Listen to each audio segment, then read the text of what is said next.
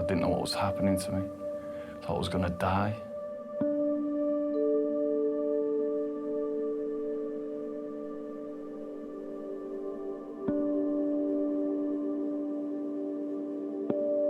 He kept saying to us, I have no idea what this is. I've never seen this before. I've never heard of this before. We don't know what's wrong with you.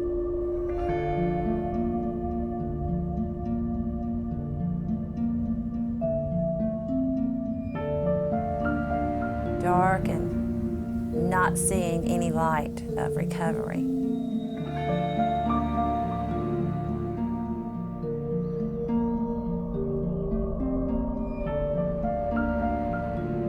We have, I think, a horrible epidemic. When enough people are sick, it's going to be who's answering for this, what did you know, when did you know it? What kind of a breakdown or series of breakdowns in the medical system can lead to a setting where you have an illness and people walking into their average doctor's offices may or may not be likely to get effective treatment for it? I would never have thought that a bacteriological infection producing the havoc that it produces can become so politicized. The truth can be so brutally distorted.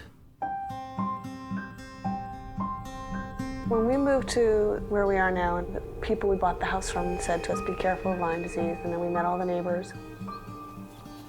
Every house, for sure, had at least one case, and many houses had, all of the family had been infected. All of them were sick.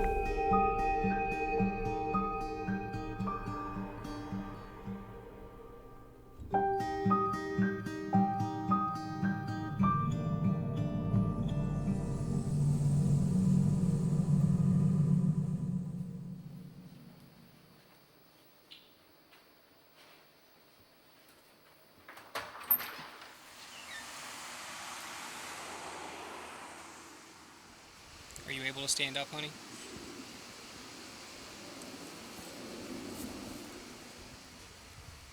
All right, I'm going to shut this off so we can take you back in the house, okay?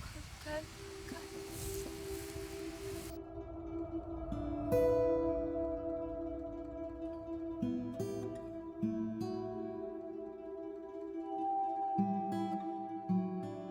All the articles basically state that this really isn't that big of an epidemic and that it doesn't really do that much to your body, and that it's just a very easy, quick cure, a couple weeks of antibiotics and you're good to go. Obviously, those people haven't actually seen what it does. Pain, pain, pain. Relentless pain. No one would believe it. I said to my best friend, I said, look at me right now. Look at me. What do I look like? And he said, you look great. I said, you cannot imagine the pain in my body right now.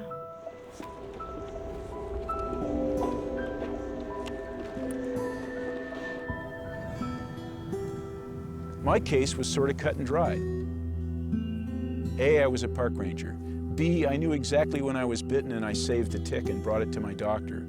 C, I had a red rash. And D, I had a rather classic case of neurological Lyme disease with all the usual trimmings. But I brought all that to the doctors, and it took 5 doctors to figure it out. I don't think you're sick. I don't think there's anything wrong with you. Everybody's telling you it's in your head. You know it's not in your head. We don't think there's anything wrong with you. There is nothing wrong. We've done your labs. Your labs are fine. You're fine. There's no medicine for someone like you. You're an attractive girl, and obviously, you don't feel like you're getting enough attention.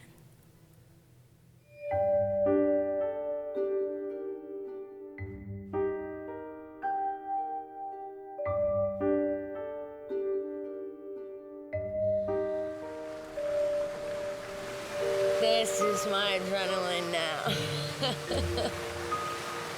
So if you want to see me get worse, I'll just do one length, not even a lap. Half a length. I'll have to be hauled out. Like the catch of the day.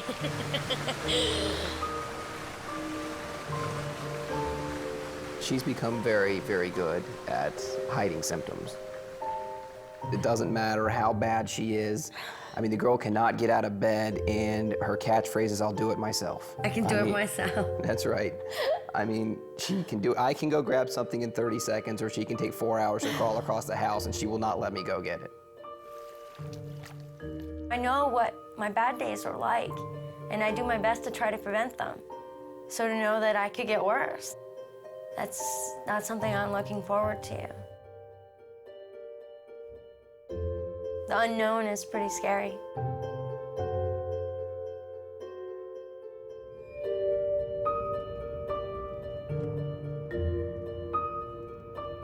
I live on the west side of the northern Sierra Nevada in California.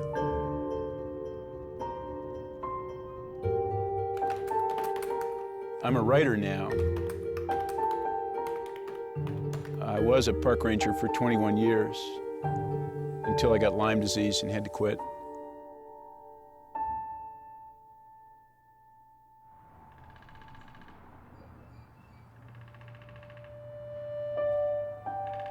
It began with profound fatigue. Then I developed stabbing and shooting pains. I started having vision problems, blurred vision, and then came the memory loss and the cognitive problems. And once I drove to my office, a place I'd commuted to for 13 years, and stopped on the way home and called my wife on the cell phone and told her that I wasn't sure I could find my way home. I just wasn't in good enough shape to drive. Couldn't remember how to do it.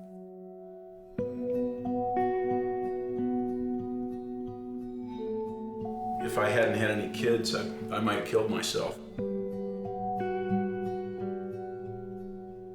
My life was so uncomfortable to be in that I don't know that I would have wanted to be here had I not had stronger family connections, you know, kept me here.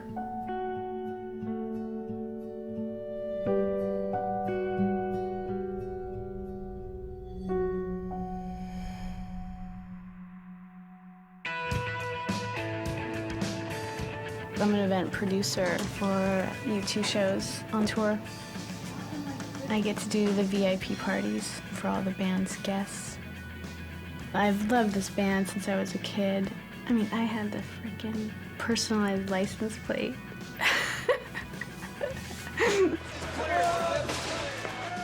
Everybody's in survival mode on tour. It's insane. It's completely insane. The hardest thing is everybody thinks I'm normal.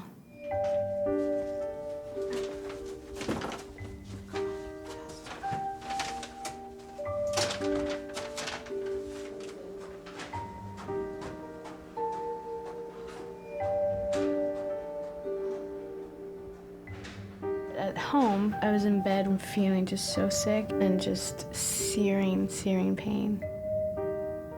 It got worse and worse, and I started having pretty bad neurological problems. I got to the point of just do or die, just go for something instead of sitting in my room, rotting in my bed.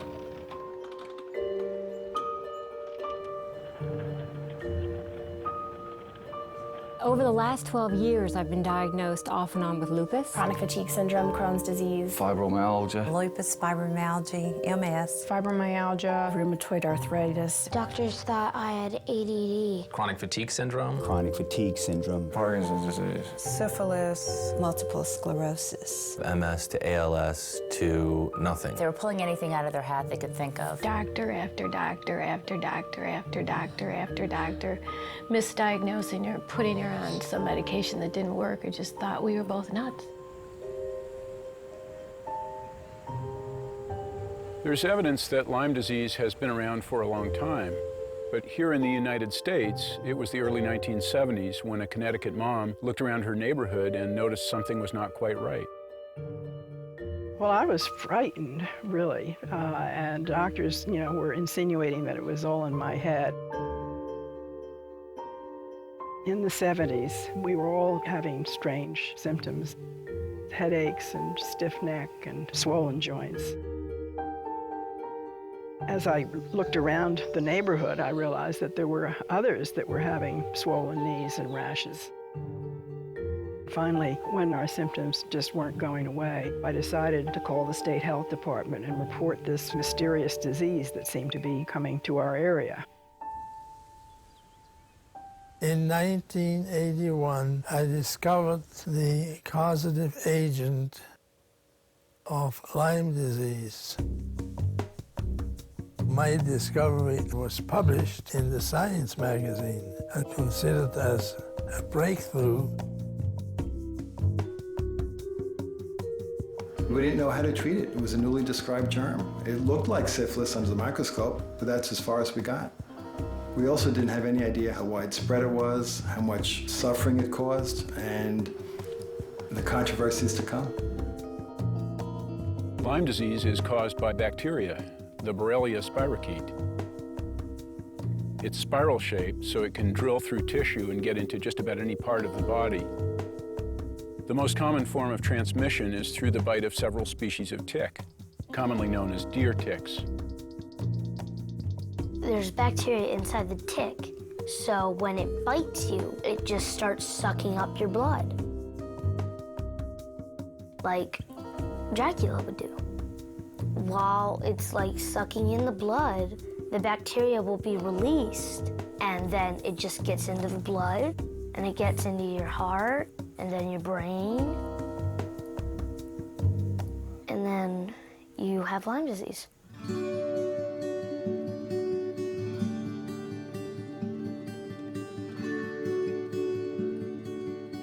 It seemed like for everything that I'd read about it that it was harmful, there was always something I'd read about it that said, oh, no, no, no. It's actually very easy to cure. Well, when I saw this doctor, you know, he said, you've got a long road ahead of you. I'm Mandy to be Sean. To be my husband. To be my husband. To have and to hold. To have and to hold. In sickness and in health. In sickness and in health. To love and to cherish. To love and to cherish. Until death do us part. Until death do us part.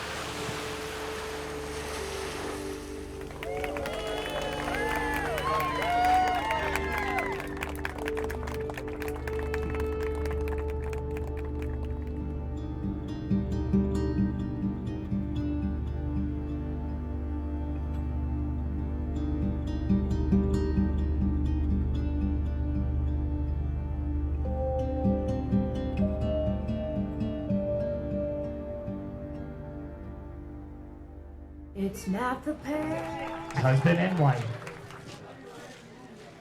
that excites me. There's no difference in how I feel about her now and how I felt about her then. We'll see if he says that when I'm starting to get treatment. I'm all Oh no, it's just the nearness.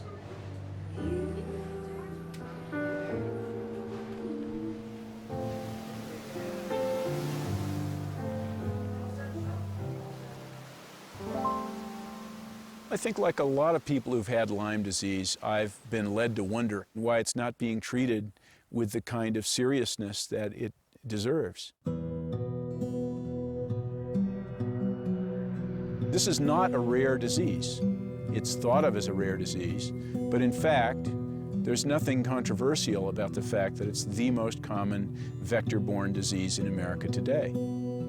It is far, far more common and much more dangerous to the average American than West Nile virus is. The Centers for Disease Control report over 20,000 new cases each year. Yet because the reporting rate is so low and the disease so often overlooked, they admit that the actual number may be over 200,000, making Lyme more prevalent than AIDS.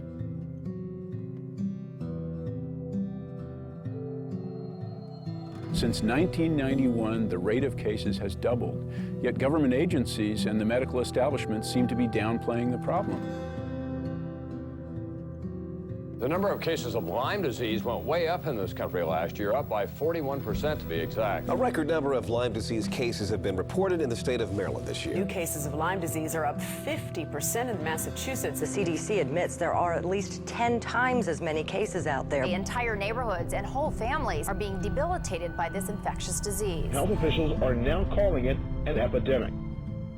I think there are hundreds of thousands of people out there who have Lyme disease who have no idea they have Lyme disease. There are doctors out there who aren't looking for it. He just kept saying, you don't have Lyme. You don't have Lyme disease. You don't have Lyme. He told me that there's no such thing as Lyme disease in North Carolina. Lyme disease doesn't really exist in Tennessee. You can't have Lyme disease because you haven't been to these areas on Long Island or this area in Connecticut. I've been told it isn't Lyme hundreds and hundreds of times. Are you sure you have it? How do you know you have it?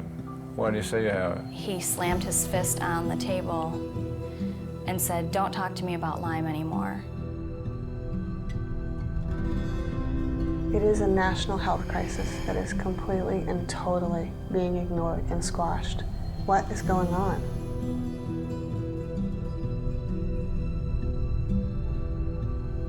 We have a major problem with this disease. We have a major problem finding out who's got it, treating them effectively and quickly. It's far more expensive to treat in late stages and less effective than it is early. And yet we don't respond early enough with many of the patients, and many of them get to late stage and they're sick for the rest of their lives.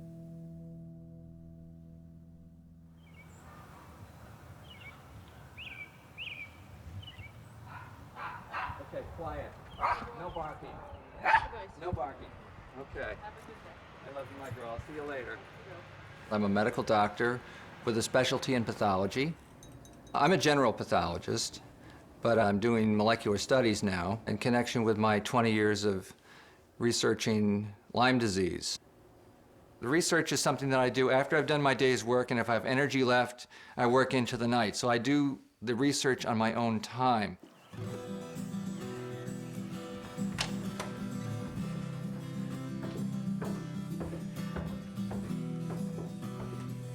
Okay, hi, Travis. My lab assistant, Travis. This part of the cellar is mine. The rest of the cellar is for other things in our life, like Christmas ornaments. This is my microscope. I've owned this for 20 years. It's a research microscope. My work is building bridges between what I can see under the microscope and what is going on in the human body.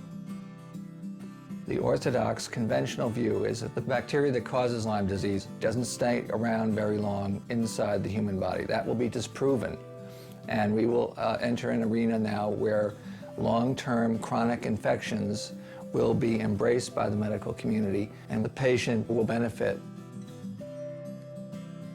Ellen McDonald is doing frontier research about the role of Lyme disease, Borrelia infection in neurological illnesses. And he's doing it against substantial resistance in the traditional academic community. I'm one man working alone, and there is great skepticism that my work has meaning. And I'm working hard to get some evidence to say that there is some meaning. And time will tell.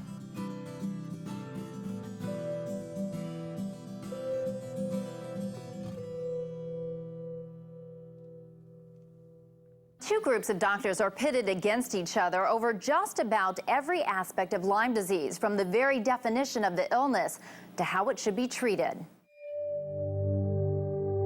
At the present time, the traditional medical community believes that there is basically only an acute form of the disease that is characterized in a soundbite as hard to get and easy to treat. For 10 or 15 years, there has been a second group of Lyme doctors that say, no, that's not true. Lyme disease can be a persistent chronic illness with many different symptoms. So the question that is posed at the present time is, does chronic Lyme disease really exist?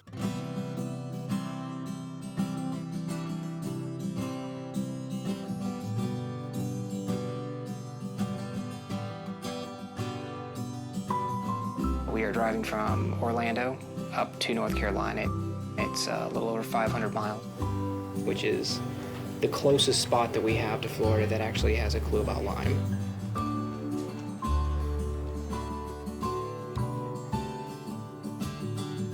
My biggest fear is that treatments would be unsuccessful. She could continue to have a downward spiral. Neurologically, she could have things that are irreversible.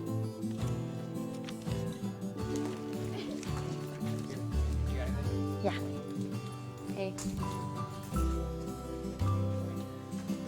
Hey, how you doing? Hi.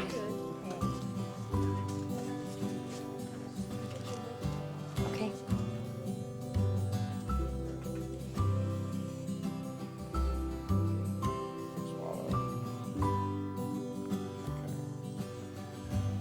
While we're optimistic that Mandy will steadily improve, I'm skeptical that it's going to be smooth sailing. She's so fragile, and her central nervous system is so irritable. It doesn't take a lot to set her off. We have to figure out what's the best way to treat you intermittently, to get you to the best place so that your immune system is more in charge. So that's a tricky business. He said, well, we're gonna have to do 6 to 8 months of antibiotic therapy. We'll have to put a catheter in, to your superior vena cava, and then you're gonna probably get worse. So I said, well, by worse, do you mean like emergency room worse? And he said, yeah. Let's just do one at a time. Let's do this one, and this is as needed, right? The Lorazepam, and here are your supplements, that's fine. These are all fine. What I sense is that we're at the beginning of something that's going to be huge, just like I had that feeling in 20-some years ago with HIV. I've been seeing people from all over the country. They're sick, they've got a complex illness, they're being ignored. It's going to be an explosive area of medicine, and we're going to learn a lot about chronic illness. And I think that's going to help healthcare in general tremendously.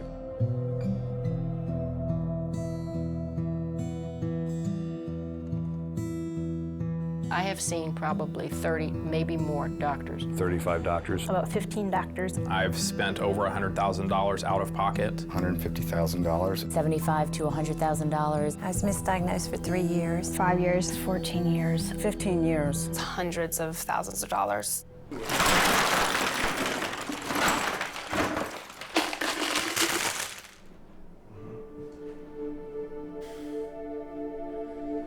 I'm guessing that my case, which could have been controlled with probably a single bottle of doxycycline, at the time I was bitten, probably would have cost something like $25 or $50 total, plus the doctor visit.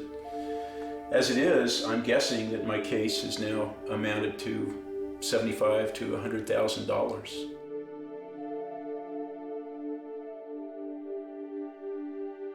My concern is that the majority of the patients that I see here in this office, this very office, who come to me because they've been treated for chronic Lyme disease, is that they don't have any evidence of ever having had Lyme disease once.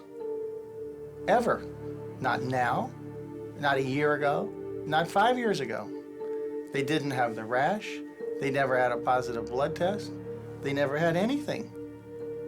You see, class, my Lyme disease turned out to be psychosomatic. Does that mean you're crazy? No, that means he was faking it. No, actually, it was a little of both. I was originally told at the very beginning that I had a very deep psychological problem. People called me a hypochondriac. They said I needed to see a psychiatrist. You need to see a psychiatrist. He told me, no, it's not Lyme.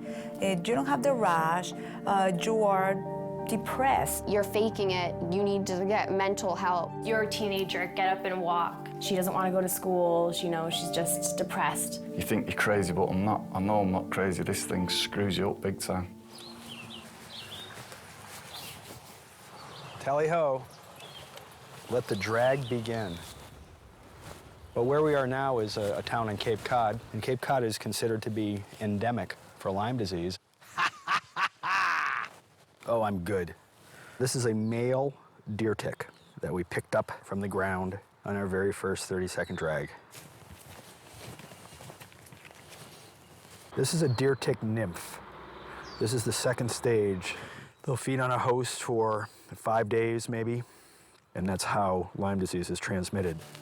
It just doesn't seem possible that this poppy seed-sized thing is going to make you bedridden, possibly for the rest of your life. Now we're trying for a deer tick female. That'll complete the trinity. And here we are. The trinity is complete. There are two females. Let's call them Thelma and Louise. And they're on the hunt. Well, there's another male. There's another nymph. We get another nymph. So our odds of getting Lyme disease here are going up. Despite years of education, the incidence of Lyme disease has been raised by 40% from last year. It's only going up. This is all tick habitat, everything we're driving by here. And Lyme is turning up in states where it's never been known.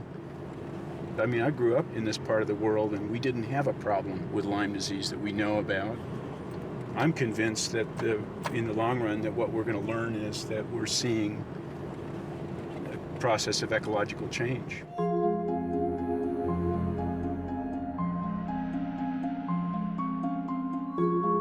We're living in the largest extinction in 65 million years of other forms of life. While many species are dying out, viruses and bacteria are finding new opportunities. Warming climates, jet travel, and human expansion into wildlife habitats are favoring diseases that jump from animals to people. Diseases we're not prepared for.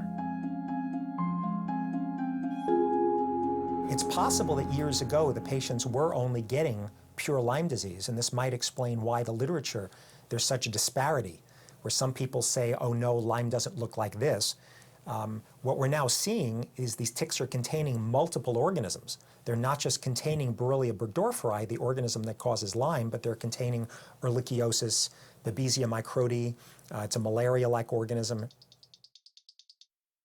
When you get Lyme and Ehrlichia and Babesia and Bartonella henselae, cat scratch fever, and Mycoplasma fermentans and viruses, the immune system gets overwhelmed. I'm not sure years ago all of these co-infections were present as they are now. Now the patients who are coming in to see me are multiply co-infected. They're much, much sicker, and it's because it's no longer just Lyme.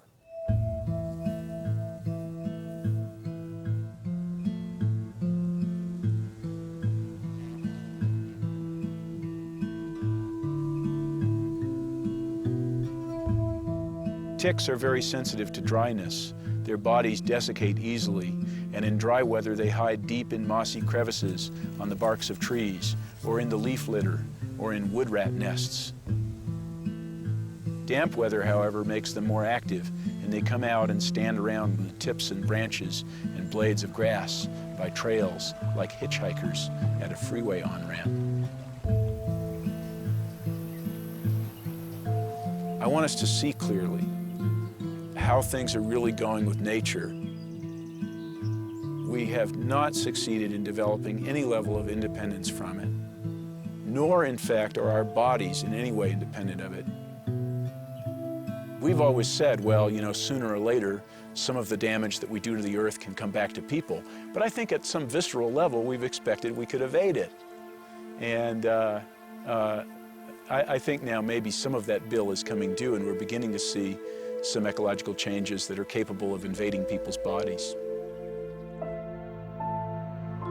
A spirochete is a parasite, like a virus is a parasite. It has to adapt to different environments. So you could have a very virulent, disease-producing organism. You could have one that likes to go to the joints and doesn't want to penetrate and cause injury in the brain. You could have one that goes to the skin.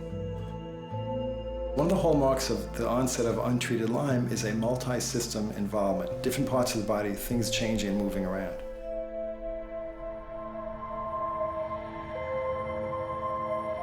You might have a few weeks of body aches, and then you might have a few weeks of headaches, and a few weeks of real profound fatigue, and a few weeks of confusion.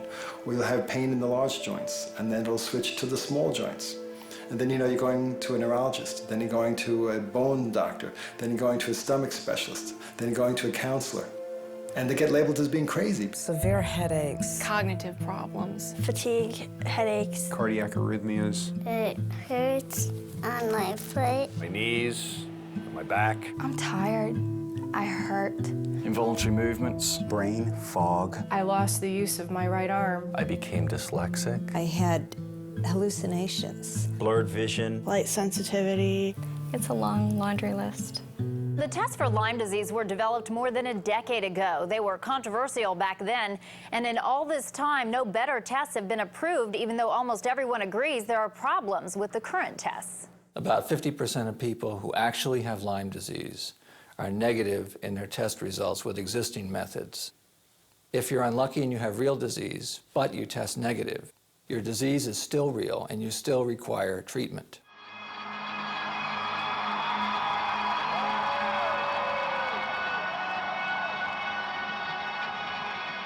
When I got diagnosed with Lyme, I thought, great. Oh, fantastic. Finally I'm gonna get rid of this thing. Course of antibiotics, I'll be good to go.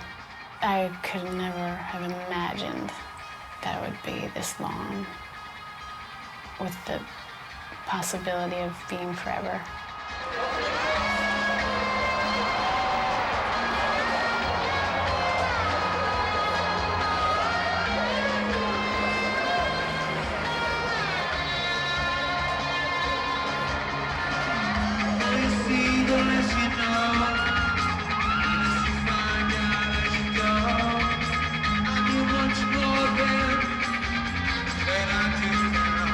Go for Dana.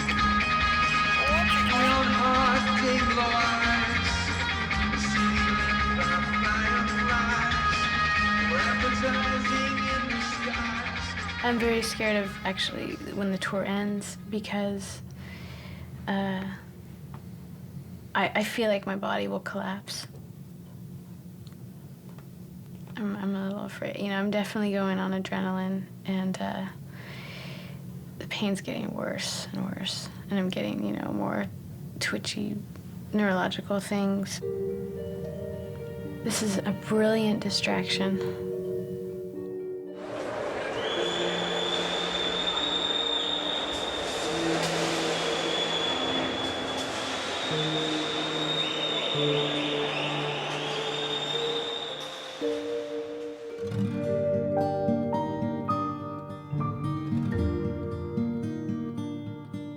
It's so weird, you know, when you're a kid, you think of what your life's gonna be, and you know, I'm 36, I'm gonna be 37. And by now, kids and a house, and you know, it's not what I expected. Lyme pushes you to the point of, what do you want?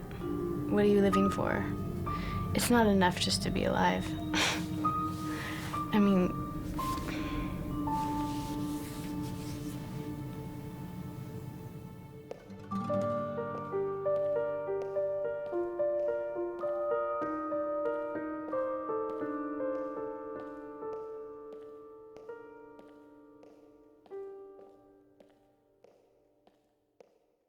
This is the height of the season for baseball, summer vacations, and Lyme disease. The disease is now being reported in almost every state, and it's reached epidemic levels in some parts of the Northeast.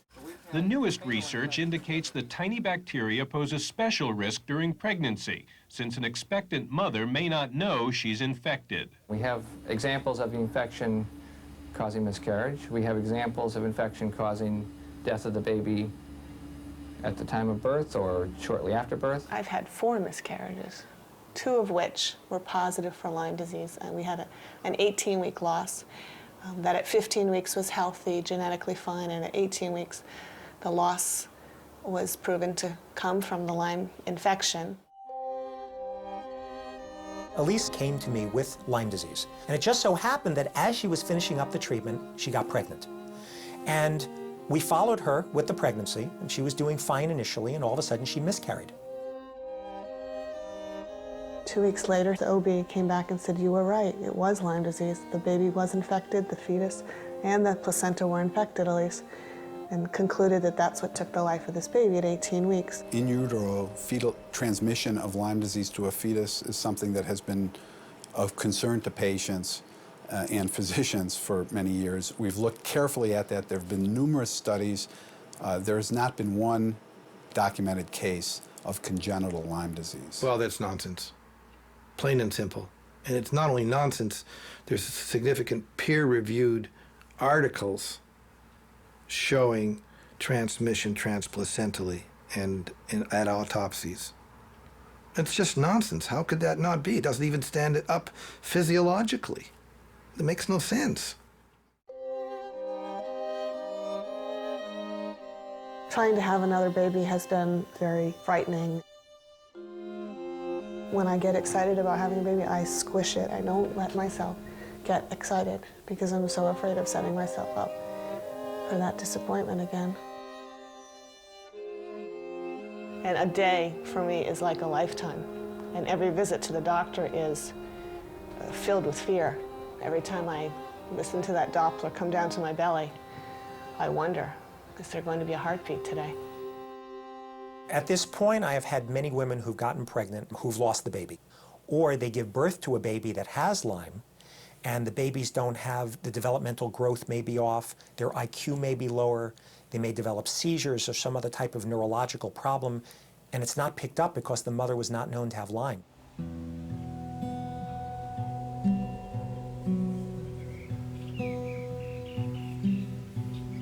You can't imagine this. How could you? You just can't. Hi, my name is Jared. Before my Lyme disease got so bad, I was able to talk. Now I have to use a communication device. I wasn't a real healthy pregnant mom with him. Well, in retrospect, I realized that I was sick. I had Lyme disease, and I did not realize that that's what was going on.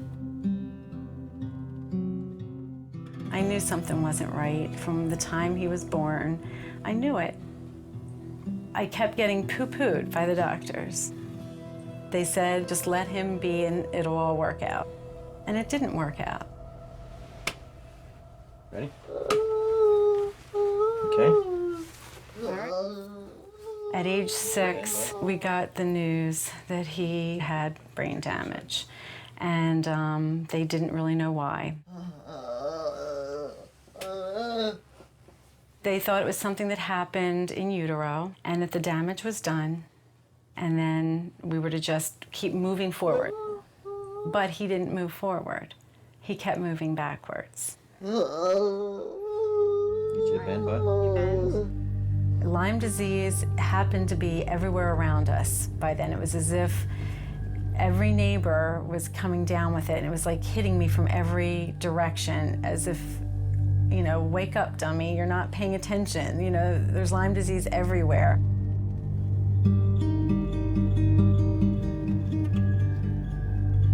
There's a gentleman who lives right up on the hill up here, and his previous wife passed away. She had Lyme disease, and now he's remarried, and his new wife has Lyme disease. This man here was very ill from Lyme disease. And the house over here to your right, those people had it. And same with the lady that lives here. She has it. I put a lot of faith in the doctors. I believe them. I want to just shake them and say, how many more kids are you going to let go untreated because you're not recognizing what's happening here? I've never seen a child who's had late-stage neurologic Lyme disease. We just don't see late neurologic disease in children.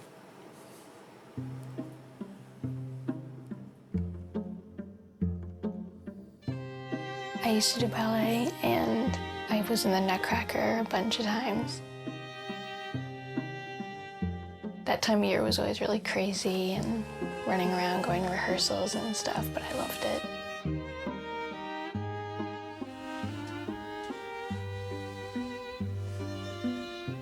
Her ankle was bothering her. Then her right knee blew up, and they tapped into it, and they found that she had late-stage Lyme, and it was in her brain.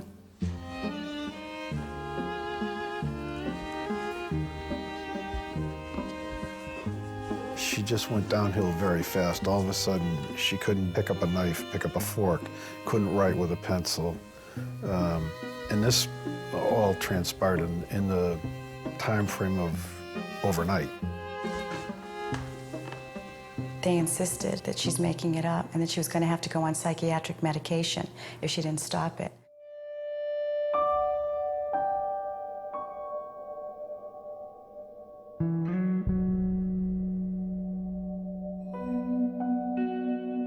Rock bottom to me was that summer before we went to see Dr. Jones.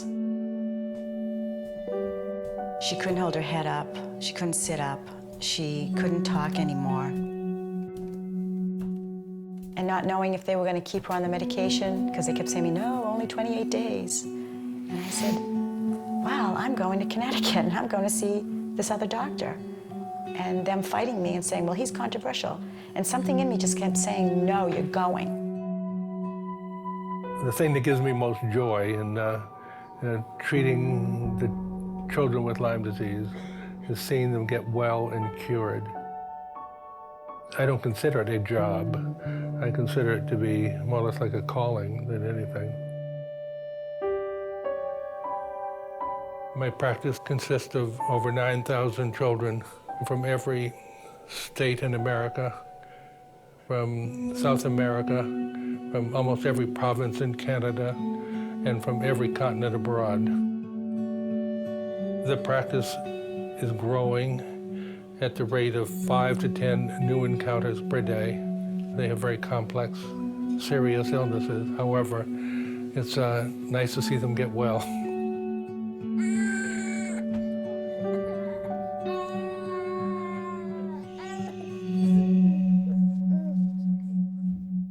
Some of the Lyme literate physicians are practicing medicine that is widely outside of the standards of medical care. The small group of physicians feel that one can diagnose Lyme disease on clinical grounds alone, not necessarily relying on any laboratory data.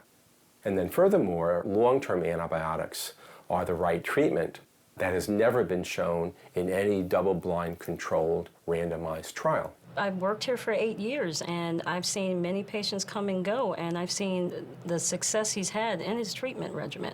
Yes, we do treat aggressively, but I think that's what works. In a way, it's like the perfect storm of diseases because of the timing of a couple different events in the history of medicine. 1980, the United States said it was okay for government institutions and universities to patent and profit from live organisms. So the Lyme disease organism was discovered in 1981, and all of a sudden there was the equivalent of an Oklahoma land grab, people looking under their microscopes, patenting pieces of the organism. So the people that are credited for being the Lyme disease experts no longer shared information about a new, really dangerous pathogen. They hoarded the information because they wanted to protect future profits. You have professors, especially in the biosciences, are trying to take their discoveries, often made on the federal nickel, and take them private. They patent them, they start firms. What's commercializable is driving the research agenda in too many cases, not what's medically necessary and what's medically useful. The other thing that happened was the rise of managed care. Insurance companies and HMOs realized that if they can get researchers in universities to define diseases and write guidelines for diseases a certain way, then they could help manage the escalating medical costs. And really what this means is the people who previously protected public health, so like the CDC, the Centers for Disease Control, and the NIH, and universities who didn't have any commercial interests, all of a sudden they were partners with Big Pharma, and their motivations completely changed. We no longer had oversight and checks and balances in our scientific system in the US. It was rife with conflicts, and just now, 20 years later, we're beginning to see what happens when you have unchecked conflicts in medical care.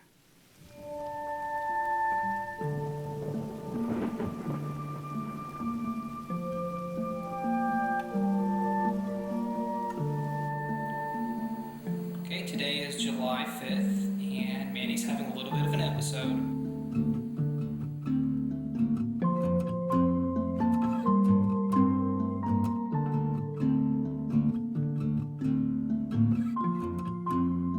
It's a feeling of being trapped within your own body. So it's like being wrapped up real tight like a mummy. So you can't move anything. And then having tape across your mouth.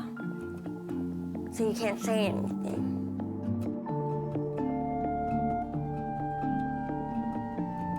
But reality is, you gotta kill them. You gotta kill the little bugs because they're taking over.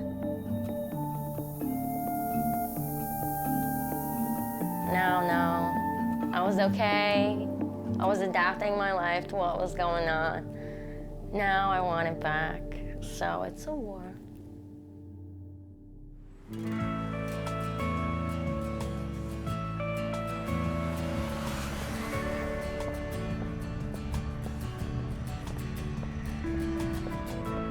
It got so bad after the tour because I really did some damage.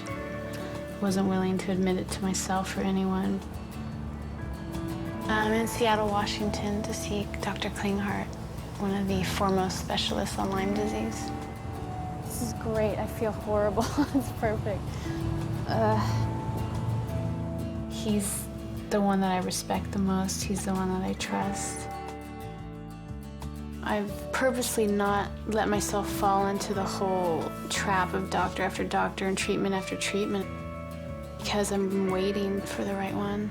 You guys ready? Hold back, guys. This guy.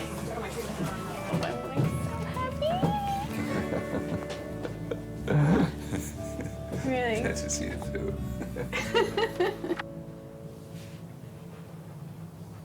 So talk to me first. Give me all the information I need to be a better doctor to you. So how do I explain 7 years of... Okay, so you've been ill for 7 years. Yeah. How old are you now? 37. What have you done in terms of treatment? When I found out, I started antibiotics. I did 6 months and I was so ill. And I just didn't see it as an answer. Lyme disease is one of the many microbes that has entered our system. And I feel as a physician that things are getting to a degree that's serious. We're watching other mammals die out and kind of think, well, I'm glad it's not me. However, as our environment becomes increasingly polluted, so do our bodies. And then will grow the bugs in us that are not compatible with human life anymore. So you have a tremendous amount of inflammation in the gut. The Lyme disease leads to a suppression of the immune system, and then you grow these things in you that we're always exposed to. So I'm just going to first do just a few neurological tests on you. So you have a little bit borderline Babinski reflex. There's an upper motor neuron sign. That means you're sort of at significant levels of toxicity in spinal cord or brain, which is a way for me to stage how close you are to possibly developing like a more serious thing like MS. You know, older people often get Parkinson's after they've had undiagnosed Lyme, you know, or Alzheimer's. Younger people tend to, especially women, tend to get MS. That really struck me today, how much I've been in denial of this illness. I mean, I've been feeling really twitchy and just shaky, a lot of neurological stuff that it's like I can't deny it anymore. It's becoming very visible, so I think I'm just in time. Yeah, there's a warning sign. This is not a mild situation. You're sort of like, you have to do, within the next few months, you have to resolve the issues that you can resolve. Yeah? You have to promise that to me. I'm ready. Yeah? Yeah. It feels like just emergency. It's just a panic in my body that I've learned to just walk around with. Yeah, this is Dana. I am moving into 314. I finally feel like I can let go of it and give it to somebody else to take. There's someone to take my hand and get me through it. I really felt like that today. I can't believe I moved to Seattle. This is so crazy.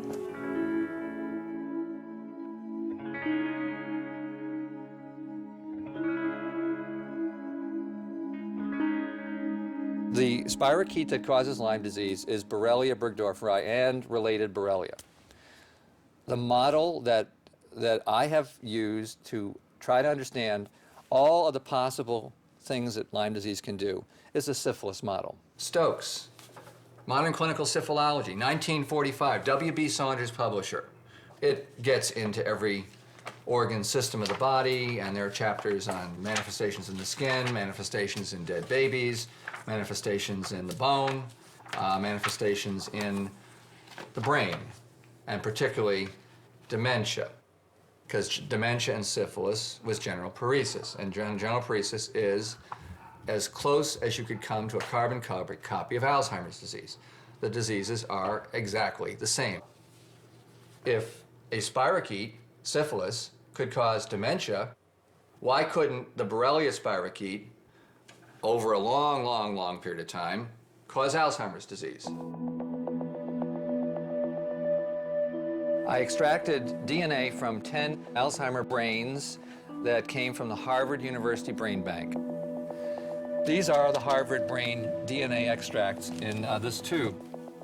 Using molecular methods, I was able to find the DNA of the spirochete, which causes Lyme disease, in 7 out of 10 of the Alzheimer brain specimens that we received from Harvard. That's incredible.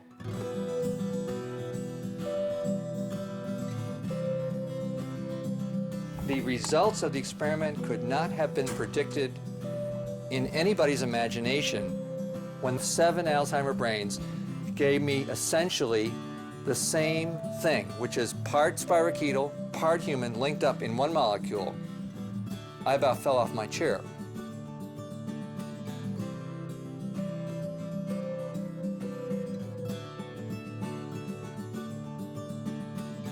If my dream comes true someday, that will redefine the practice of medicine. That will redefine the lives of millions of people. Since spirochetes are the cause of neurodegenerative diseases and syphilis, could it be that this spirochetal infection, Lyme disease, is partly or wholly responsible for some of the neurologic degenerative diseases we face in this century? Alzheimer's, Lou Gehrig's disease, Parkinson's disease, multiple sclerosis. Those are named conditions for which no cause is now known.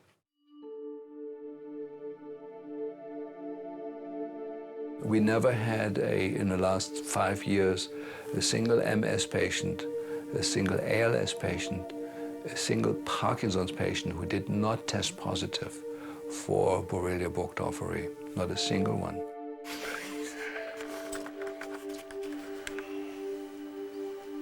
About 3 years ago, I became ill with the disease that was ultimately thought to be ALS or Lou Gehrig disease, and had prepared to die within about 2 years' time.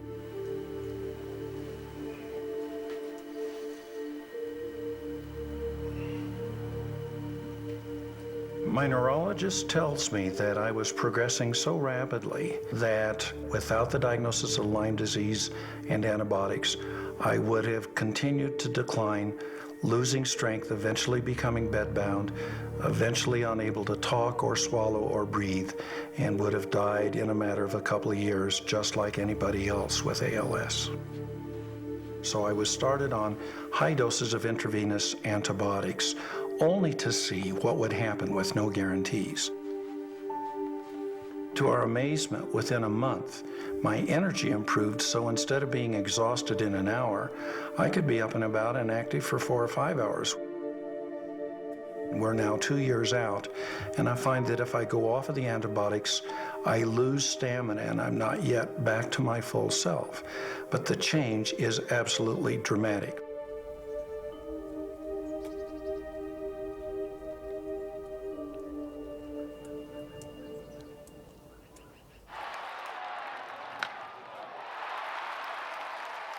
I said, I'm not getting tested. I said, there's no way. There's no way I have Lyme because I've been told by the best doctors that I have Parkinson's. My name is Ben Petrick. Baseball was kind of like my life. I went from being a gifted athlete to, there's times when it's hard to put a shirt on.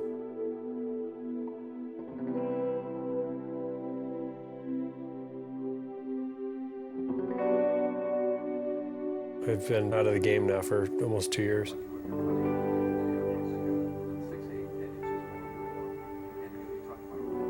When you're diagnosed with a disease like Parkinson's, it's like a slow death sentence. That's kind of what you feel like. There's no cure for it. It's just kind of a slow deterioration of your former self.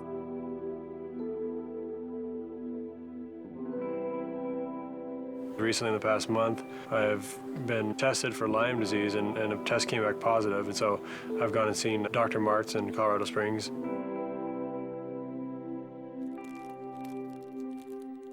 We're scared. My wife and I are sitting there going, do we want to do this? Because they're talking about sticking something in my vein that's going to go into my big artery, it's going to go into my heart. I'm going, what? So, you know, I said to Dr. Martz, and Dr. Martz is phenomenal, and his stories is just miraculous. And I said, should I do this? And he said, Ben, if you were part of my family, I would chain you down and not let you leave here until you have this done.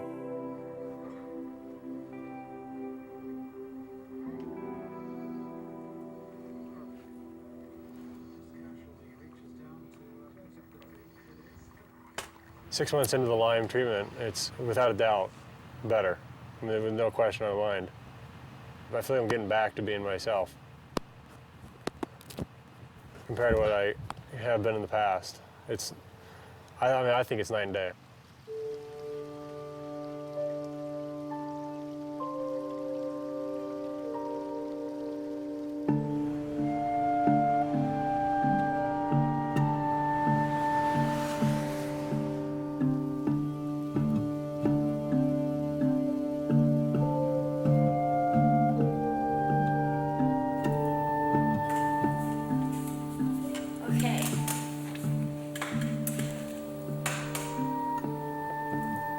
What I'm doing right now is sitting in my wheelchair.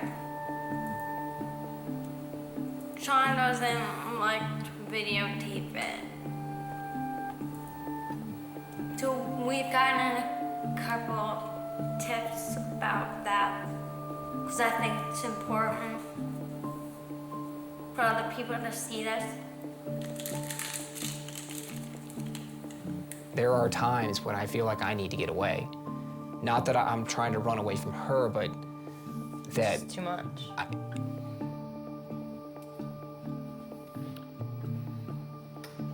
Sometimes I need to go and do the things that I used to do before this started just to feel like, okay, that life is still there.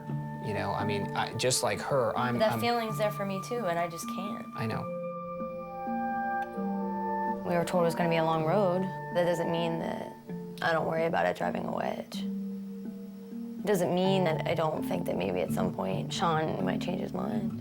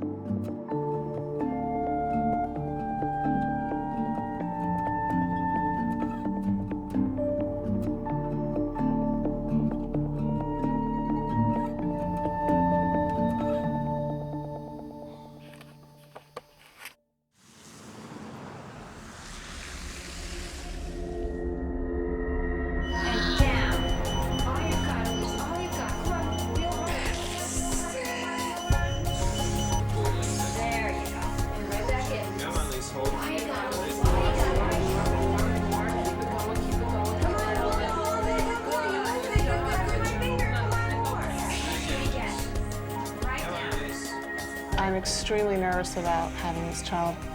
All the tests that we have to do, the fear that he'll come out and he won't be able to breathe, or there'll be something that's happened from the Lyme infection that we don't know about. It is very, very scary. Push,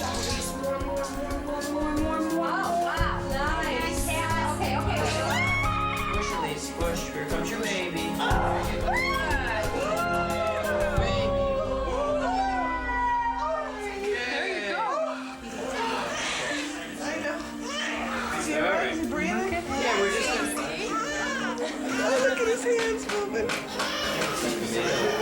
Placenta sample. Here.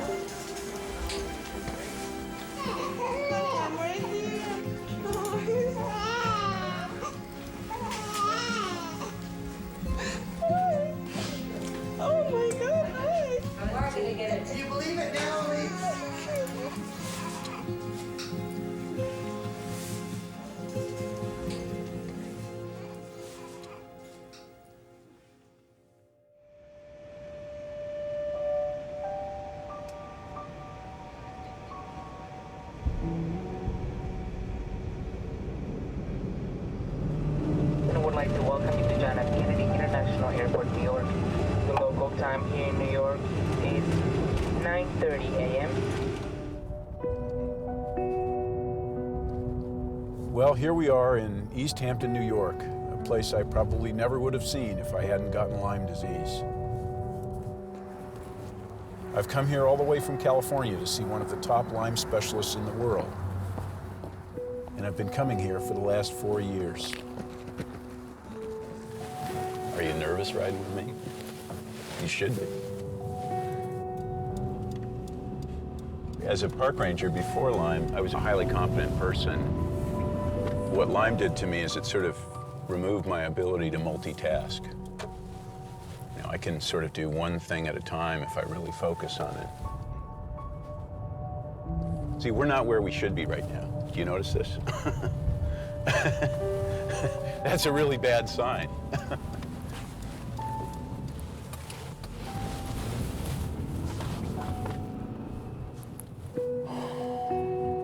Frustrating, you know. It's frustrating to be this far down the road. Now it's been almost 8 years, and to still be not back to normal.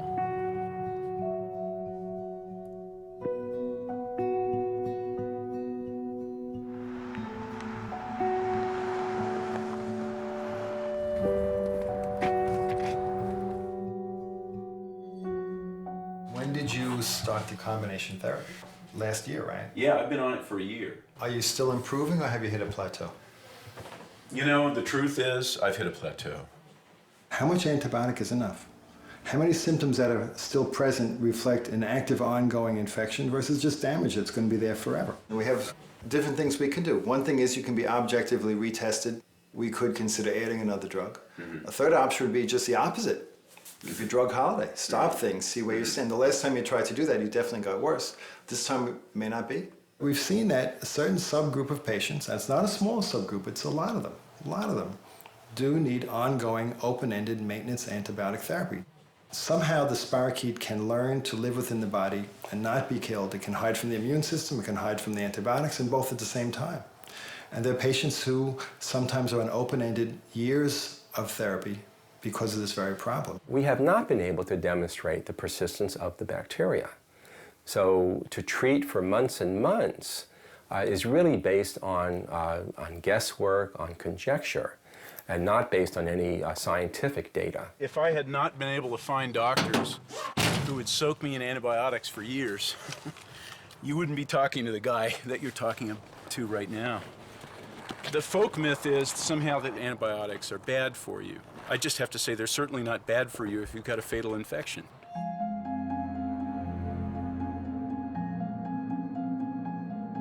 This disease, it's taken over my whole life. It's been a horrible journey.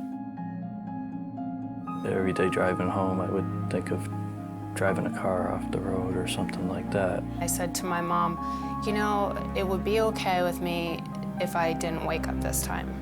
I said, God, take me home tonight. It was not even a request, it was a demand. What's gonna happen to me? What's gonna happen to me? I don't wanna die. I am scared.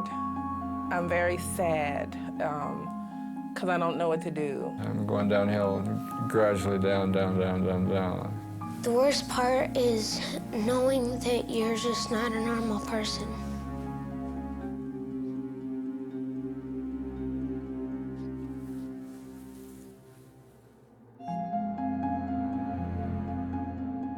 Chronic Lyme disease. It's kind of the disease du jour. There's no evidence that I can find to support the concept that there is a chronic Borrelia infection after treatment. That kind of situation has been referred to as post-Lyme syndrome or post-Lyme symptoms. Those symptoms may be due to the aches and pains of kind of daily living.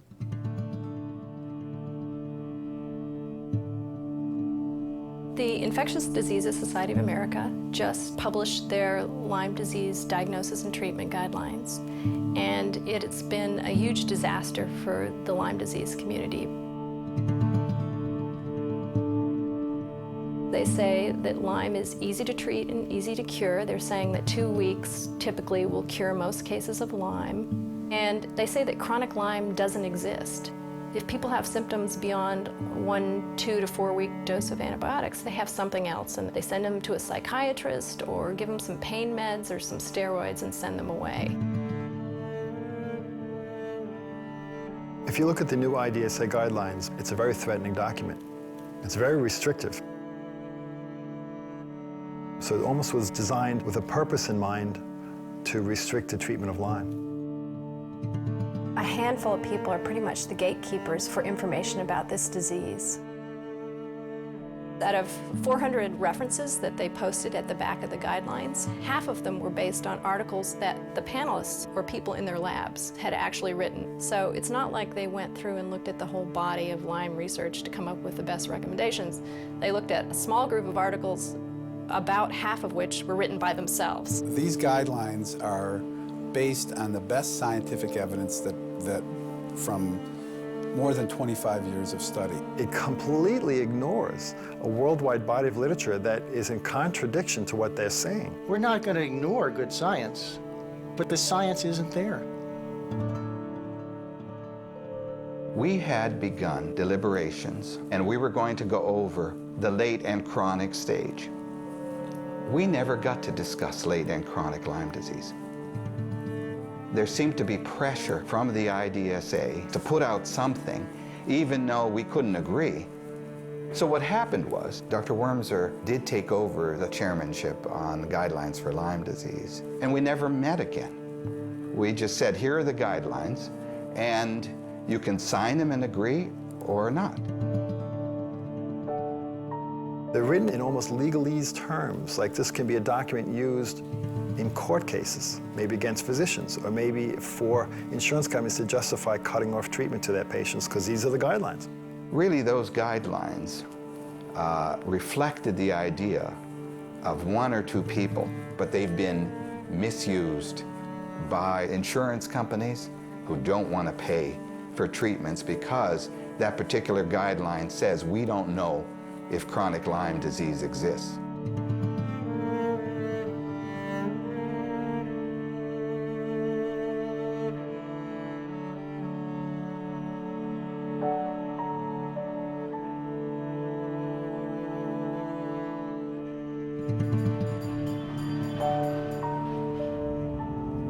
Well, the insurance company has refused to pay $10,000 worth of bills having to do with my trips to see Dr. Burscano.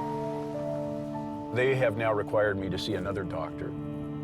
This particular doctor apparently is a fellow who works mostly for the insurance company.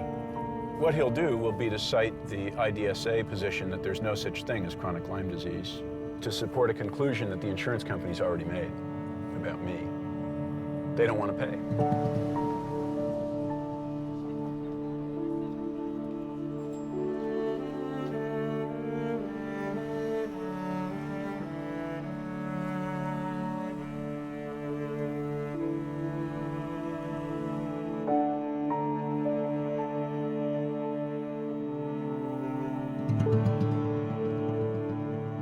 Rather than make the assumption that 2 to 4 weeks of antibiotics is enough, where did anybody get that idea from in infectious disease? Tuberculosis is not treated in 2 to 4 weeks. Hepatitis, a year to treat that.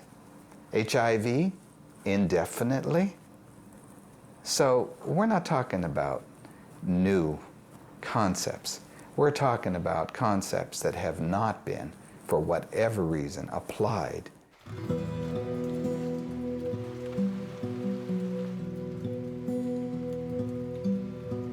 This doctor's controversial diagnosis and treatment of Lyme disease with powerful intravenous drugs could very well cost him his medical license. The evidence will show that Dr. Jimsek believed the IDSA guidelines to be flawed, to be wrong. I respect the IDSA tremendously. I belong to the IDSA. The Lyme philosophy is run by about 12 people who have been doing the same 12 people for the last 15 years, and they haven't really changed anything. I tried to influence the IDSA through a series of letters with the president and the chairman of the guidelines committee. We pleaded with them to open up the process about Lyme guidelines. He's been working really hard for the last year to try and get the IDSA board to listen to his suggestions for the treatment of chronic Lyme. And now he's before a medical board review, and it makes you wonder, you know, is this retaliation? Furthermore, for each of these patients, Dr. Jimsek prescribed a course of not oral, but intravenous antibiotics to be administered to the patients for months on end. Long-term antibiotics provide no additional benefit. And it's not that this is safe. There are many complications to long-term antibiotic therapy. I was a patient of his for 7.5 years, diagnosed with Lyme's disease, wholeheartedly believed him, and never had Lyme's disease. My wife did not sign up to be a test subject. She was told she could be cured for the disease that she supposedly had. 3 years ago, you wouldn't have thought she'd live another 2 months. He literally saved her life, no question about it. If I hadn't seen Dr. Jemsek, if he wasn't available, I don't know that I'd be here talking to you. If Dr. Jemsek doesn't get cleared, there's a message that's going to be sent to the other doctors in North Carolina that it's not safe to take a Lyme patient on and treat them. We can't have that happen. I don't know what we would do. It is difficult for doctors who want to stand up and help these patients because it is a political disease and an economic disease as much as it is a bacterial-borne infection. My office was stormed by the Board of Nurse Examiners. I got a letter around 2000 saying that I was a subject of an investigation. A complaint went in from a physician to the Virginia Board of Medicine stating that I was following unusual practices in treating Lyme disease patients. Here we are in Raleigh, North Carolina, and we're on day 2 of the Jemsek trial. Oh, we're going. Dr. Jemsek's license is suspended for 1 year, stayed, and the conditions to be determined. That concludes the hearing in this matter. A Charlotte doctor must surrender his medical license for the way he treats Lyme disease. Less than an hour ago, the state medical board ruled that Dr. Joseph Jemsek acted inappropriately when treating some patients. The board suspended his license for 1 year.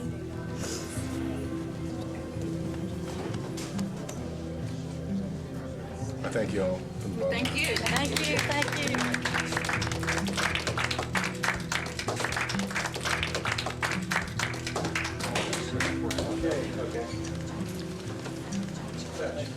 Medical boards don't act on their own. They need a complaint to initiate an investigation. And we've been told by the medical boards that the great majority of complaints don't come from doctors or patients, but they come from insurance companies trying to get rid of doctors who cost them a lot of money.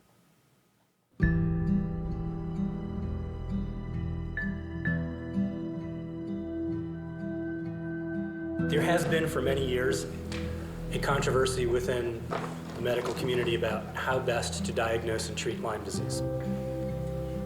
We allege that Dr. Jones prescribed an antibiotic to a patient he did not know and had never examined. As a mom, my kids were sick. I left no stone unturned. I finally found somebody that recognized what their problem might be. It was treated, in my opinion, appropriately, and my kids are better now because of it. This whole thing is kind of ridiculous, I think. It was really nothing more than a witch hunt on behalf of my ex-husband.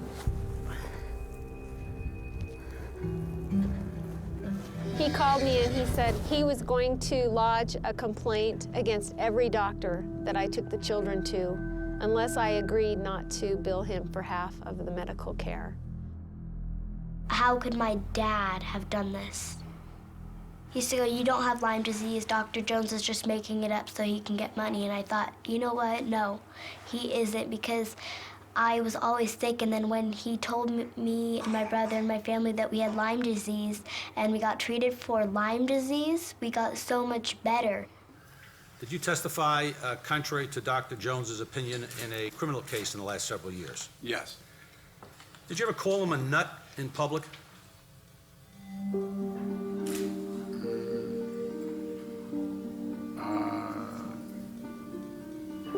Patients develop physical complaints, but it's got a psychological basis.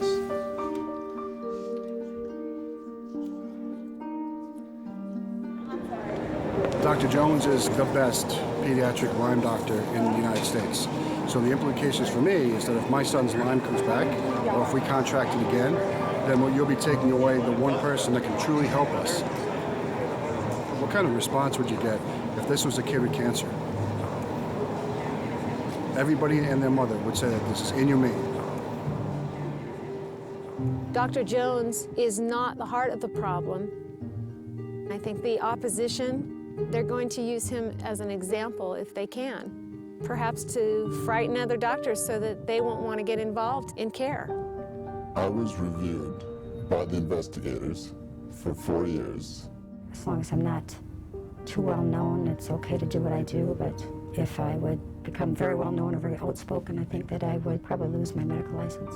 It got to the point where I would tell people, don't tell the office you're coming in because of Lyme. Just leave us alone. Just let us do our work. If you don't want to treat that stuff, that's fine. But you can't make it go away. It's not going away. Dear Lord and Heavenly Father, thank you for this meal and help it nourish our bodies and help us advance your kingdom. And just let the truth prevail from Dr. Jones and help him help others. In Jesus' name, Christ, amen.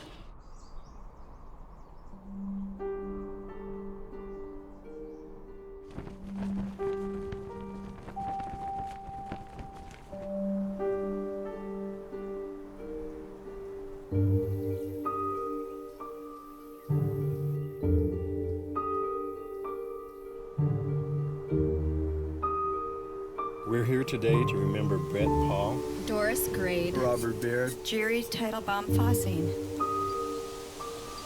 I think it really points out how dangerous this illness is. We're the heartland of the nation, and our people are dying here from Lyme disease. My son was 31 years old, and he died from Lyme disease because no one would treat him. I keep wondering what else I could have done. Should I have taken her to Europe? Should I have taken her somewhere where somebody would have done something?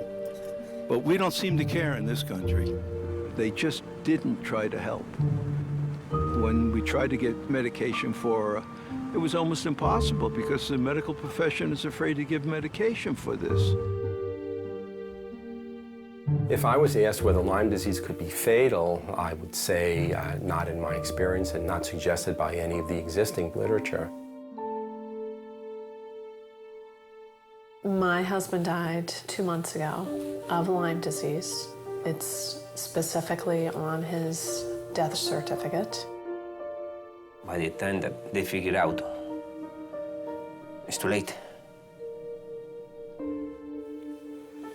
The last words my daughter spoke to me, her last words to us, Mommy, they're gonna kill me, and they did.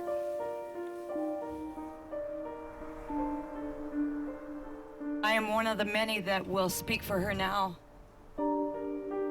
She shouldn't have had to die. I'm angry at the fact that there's nobody there to help me. I'm angry at the fact that this disease is being ignored. I'm angry at the fact that there's a Hippocratic oath out there that these doctors are supposed to heal me, and they ignored me.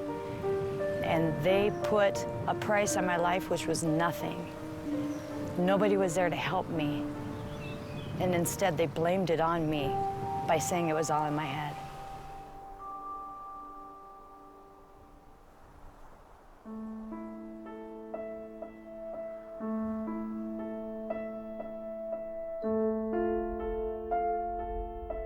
We were having dinner, just, watching TV, and she started having a reaction.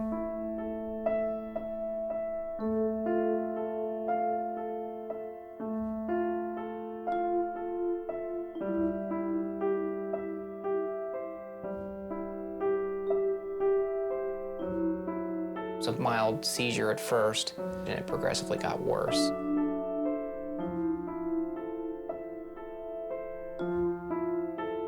She was having a problem breathing, and then stopped breathing altogether.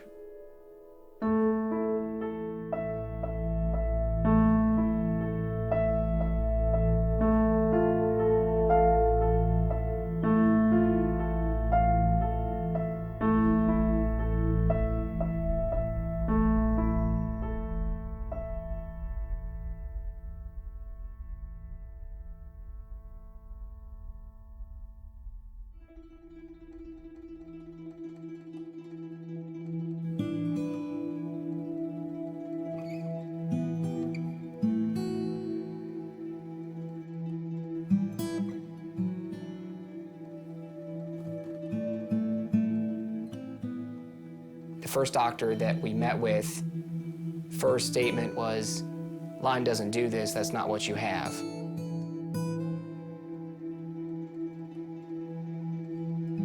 Three of the doctors all asked if she's seeing a psychiatrist because they all just assumed it was in her head. My body had been losing ability for a long time. Cognitive function, physical ability to do things, and I'd been keeping it down, you know, working around it, adjusting my life. So, you know what? I don't want to hear it. And I'm sorry, but I have been dealing with it, and now we have been dealing with it. That's 10 years. That's a long time to be patient. I mean, it's frustrating to hear doctor after doctor after doctor say either A, Lyme doesn't exist, or Lyme doesn't do this, or, you know, well, what you're experiencing isn't Lyme. It's almost like they've been trained or programmed that this is what they're supposed to say.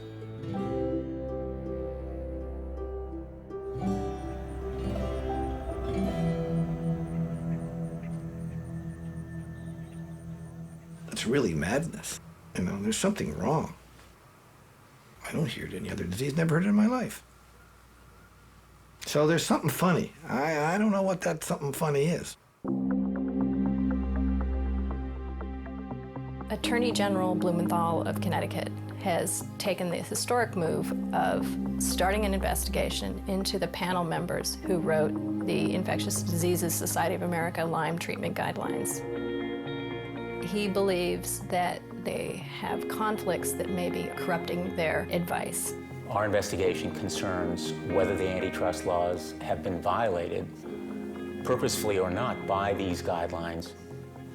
They may restrict consumer choice with tremendous implications, not only for patient care, but also the economics of insurance coverage.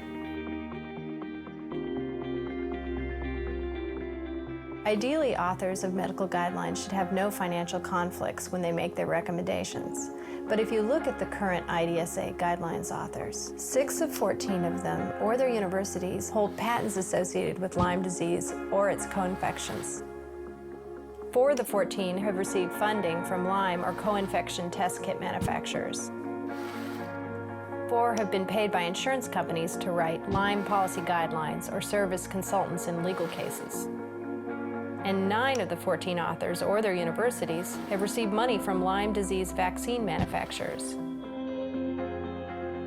The fact that 9 out of 14 authors have a direct conflict of interest with somebody who's involved in manufacturing products for any aspect of the disease is completely outrageous. The Infectious Disease Society of America should establish a hard and fast rule that the people who serve on guideline writing committees not have any ties to any manufacturer that has a stake in the outcome of those guidelines. Period. End of story. There are a lot of people in the academic community, I think, that know these people are wrong, but no one will speak up. So, you know, at what point will people say the emperor has no clothes? You know, when will the voice of the people finally reach a level where the truth will come out? I mean, I think the truth will eventually come out, but how many more people are going to suffer before the truth comes out? As citizens, we ought to be astonished and alarmed. Every year, it is thousands and thousands of people suffering. This is a total disgrace. Right to the IDSA. Chronic Lyme disease exists.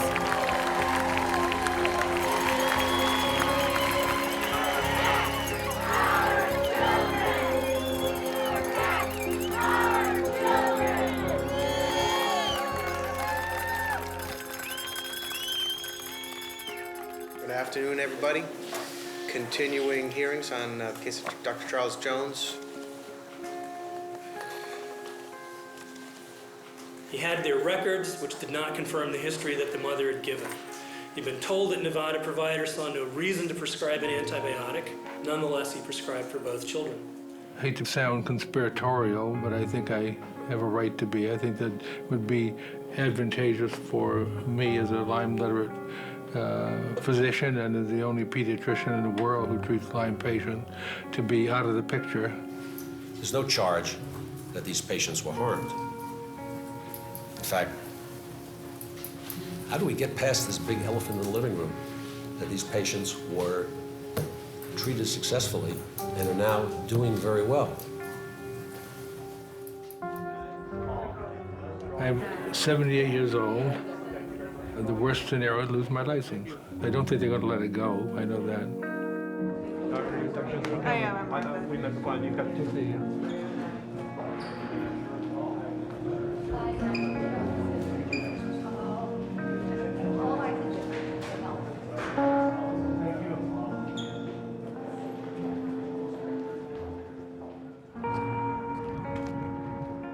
We all love Dr. Jones. He's like a father to me. If they succeed in taking his license away, I just don't feel that he's gonna feel like he needs to be here anymore. And that's very sad to me.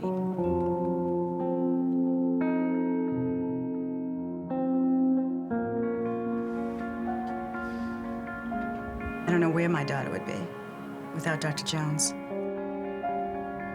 We call him the Lyme Pope.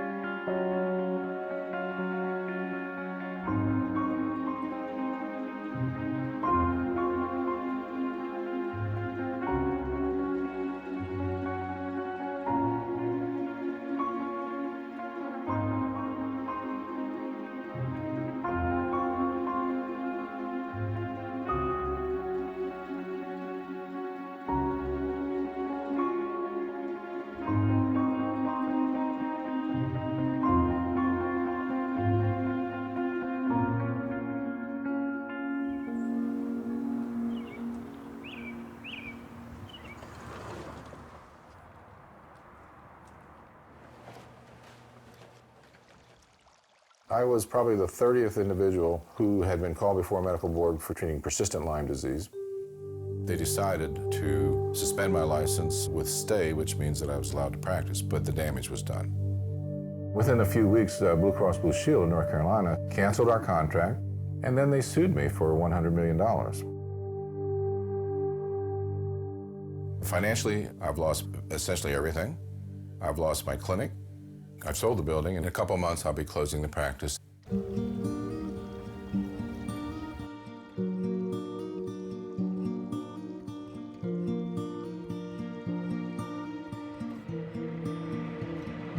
They had the vision loss, and they were starting to lose their hearing there. They were really young when they were losing it. Christy, my oldest child, died 6.5 years ago from Lyme disease. She was 19 years old. Courtney is 25 years old. Can you say doctor?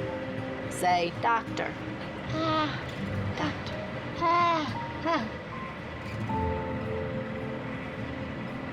I'm glad somebody stepped in and helped you.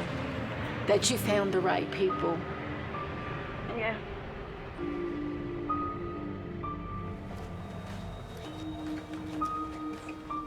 Hey, sweet. Good, how are you? You made significant progress. I'm delighted with the fact that your multiple neurologic symptoms are so much better and that you have control of your body. You can live in your own skin. From someone who came unable to swallow and you know, altered bedridden, altered sense of smell and uncontrolled tremors and seizures and couldn't stand up and gosh. I'm looking good. You're looking good.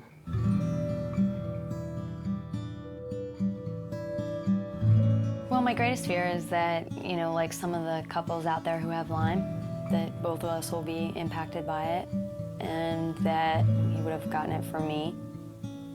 You know, he's complained about a lot of aches and pains. I'm not old, but I'm getting older, and there's things that I'm feeling that probably happen to everybody. Like one of my eyes right now, I gotta go to a vision guy because one of my eyes is blurred out, and I've always had 20/10 vision. I mean, all of a sudden this eye, and it was like an overnight thing that suddenly I'm having issues with blurry vision on one of my eyes, getting headaches, which I account towards the blurry vision, but bottom line is... Mono-like symptoms. Goes horizontal, he's out. just feeling lethargic. I won't tell you that it's not in the back of my mind that it is possible. Lyme is a distant cousin to syphilis, which is obviously sexually transmitted. Now, if Lyme were found to indeed be a sexually transmitted disease, it would change the landscape of the whole argument. The only way that Lyme disease is transmitted is through the bite of an Ixodes tick. We know about Lyme disease. It's something that we have a good handle on. That's really the bottom line.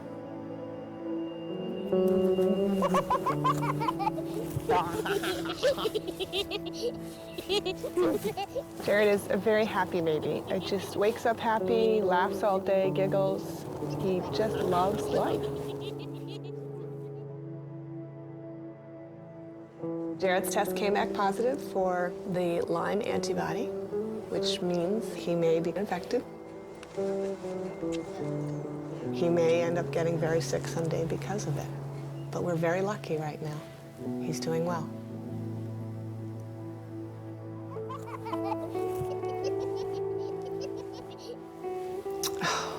I don't want to say that.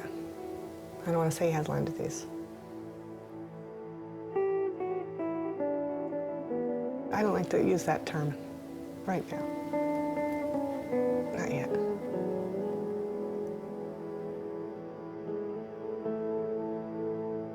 The controversy in Lyme disease is a shameful affair because the whole thing is politically tainted. Money goes to people that have, for the past 30 years, produced the same thing. Nothing.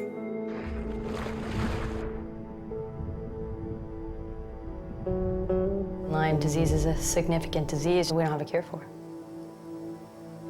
And we don't have accurate testing. That should scare people. So how do you know if you have it? How do you know how to fix it? How do you know what to do?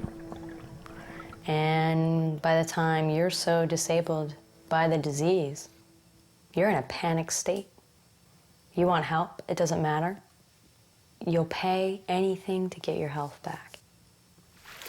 And the fact that doctors who are willing to help you and are legitimate doctors willing to put their license, their life on the line to help you, and that it even has to come to that, is scary. Dr. Biascato, good luck in whatever you do. You're a wonderful doctor. Well, recently I decided to close my practice. The political climate for physicians treating Lyme is very difficult nowadays. This is a doctor who was hauled before the New York's Medical Review Board, I think on 2 occasions, and threatened with removal of his license. You know, I look at these charts and I think of the people who've gone blind. They've lost their hearing. They are in wheelchairs. I mean, it's terrible. And especially because so many of them, it could have been prevented if they were properly treated in the beginning. That's what kills me. Man, it was such a waste. Look at all this. Such a waste of people's lives, of money, resources, time. And all it takes is knowledge. I bet you that if these people, all of them, had seen a Lyme literate doctor in the very beginning of their illness, I'm sure more than half, if not more than 3/4 of them, would never have gotten to that stage, ever.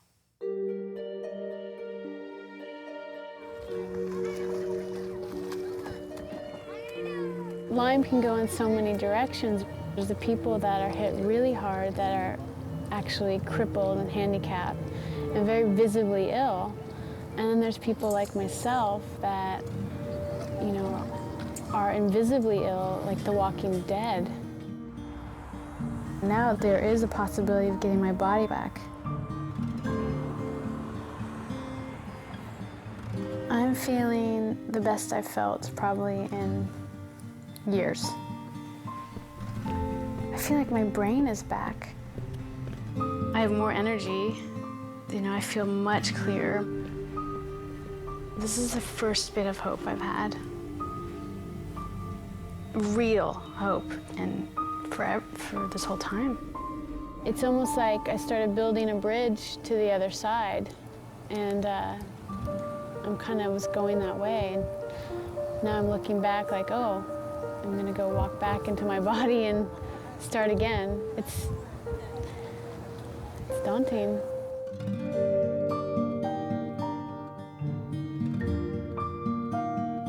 I met a lovely gentleman who's been really supportive, and I don't know, for the first time it feels so good to have someone's support.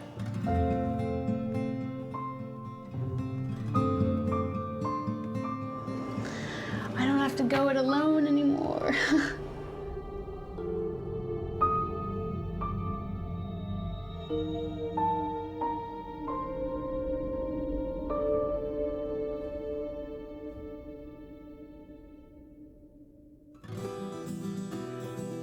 I can't tell you how excited I am. This is just a marvelous, marvelous new concept. Up until this point, we had the hunch that the bug had to be hiding somewhere in the body in a form which we couldn't really put our fingers on and we couldn't really find with the microscope. One night as I was looking at the culture of Borrelia, I saw a large colony of organisms protected by a gel-like substance. And as I was reviewing the pictures, it became clear that this was very reminiscent of what they call a biofilm. The idea of a Borrelia biofilm is very, very powerful because the biofilm explains in that one word why some cases of Lyme disease are chronic, why they're hard to treat, and why after antibiotic treatment they may relapse. Because biofilms are by definition chronic, difficult to treat, and capable of relapse.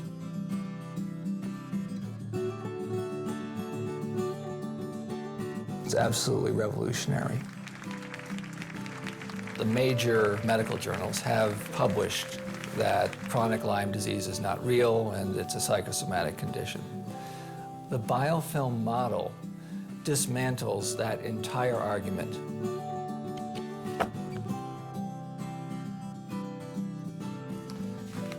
The patients were right all along. It's a great opportunity to say, aha, they were right.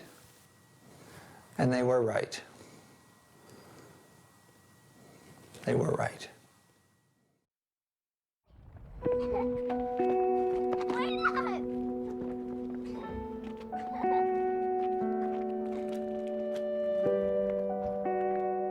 This disease nearly destroyed my family. It got really bad.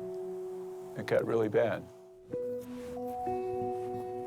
I'm happy to have my family still. I'm thankful to them for staying with me. I'm back. I'm glad to be here.